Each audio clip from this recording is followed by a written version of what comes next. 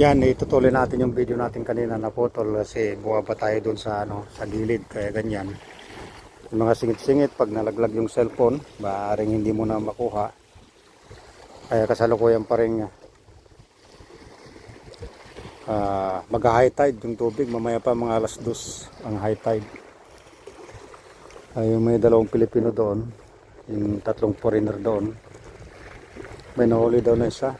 Pero yung mga Pilipino nakaupo na, pagod na. 1 hour daw sila at may silayon. Kaya ihanda natin ngayon yung fishing rod natin. Tapos subukan natin maghagis. Tingnan natin kung pagka meron na, may nahuli na doon isa yung isang foreigner doon.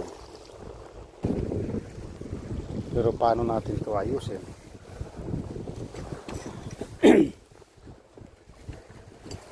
Baka malaglag itong cellphone natin. Yan natin kung ano maganda.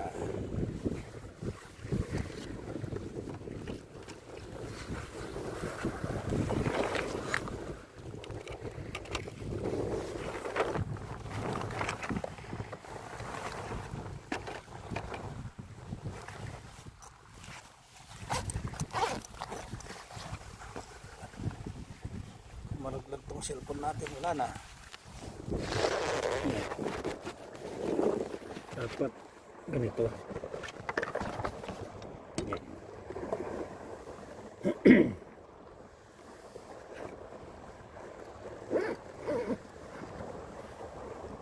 Hanggang natin itong natin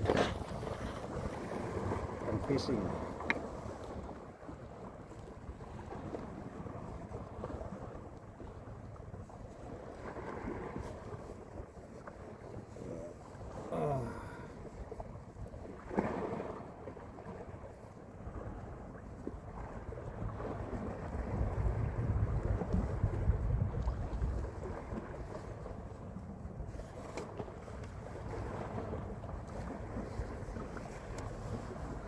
Palalim pa lang ang tubig,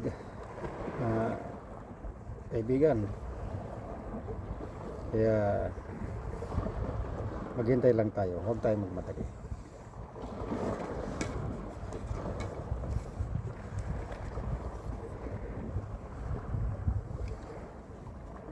Kailangan dito tiis kung huminto ka sa paghahagis at dumaan na yung isda.